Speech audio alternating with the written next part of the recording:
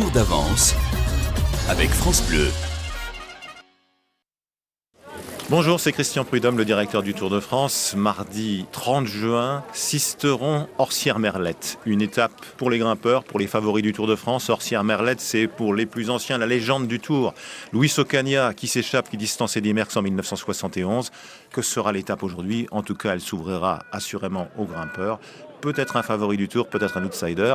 Le Tour de France, c'est dans 2 mois, 29 août, 20 septembre. Mais France Bleu y est déjà. France Bleu. Un tour d'avance sur France Bleu avec Fanny Lechevestrier.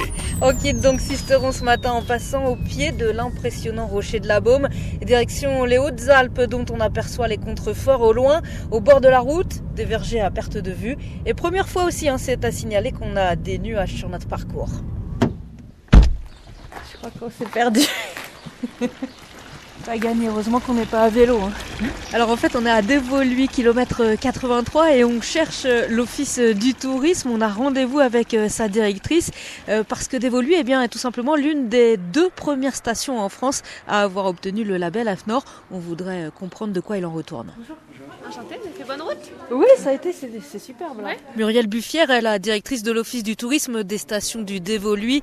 Elle nous donne des exemples concrets des mesures sanitaires mises en place suite au Covid-19. On distribuera des masques qui seront payants si les gens n'en ont pas au départ des remontées mécaniques et ce sera une obligation pendant tout l'été, les gens devront porter un masque, qu'ils soient piétons ou vététistes. On a essayé de limiter la documentation avec de l'affichage avec des QR codes, on a délocalisé les accueils en extérieur. C'est fait pour rassurer, c'est aussi un bon moyen de communiquer. Quelle est la situation post-Covid pour les stations du Dévoluy? À notre grande surprise, dès le premier week-end à la fin du confinement, on a eu une grosse vague de périurbains qui se sont vraiment imprégnés de la montagne pour se ressourcer.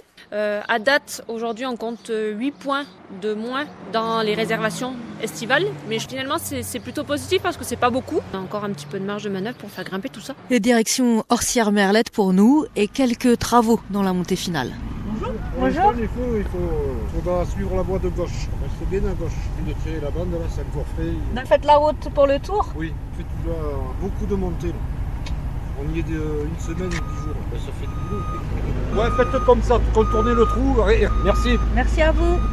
Oh, énorme trou. Et voilà, on a enfin franchi la ligne d'arrivée. Toute la station d'Orsières-Merlette est aux couleurs déjà du Tour de France. Et cela met du baume au cœur aux commerçants comme Jérémy et Christina. La station reprend vie petit à petit, mais du coup elle va ouvrir samedi. Le Tour, voilà, ça fait plusieurs années qu'on l'attend. Et depuis cet hiver, on fait la promotion pour le Tour. Ça fait une vie, parce que rien de tel qu'une communication par Tour de France. Les gens qui connaissent pas découvrent des endroits que ça donne envie de se dire on ira faire un tour par là-bas, quoi. Demain, on descend de la montagne avec une 5e étape plus roulante, longue de 183 km, de Gap jusqu'à Privas en Ardèche. Retrouvez un tour d'avance chaque matin sur France Bleu. Un tour d'avance chaque matin sur votre France Bleu.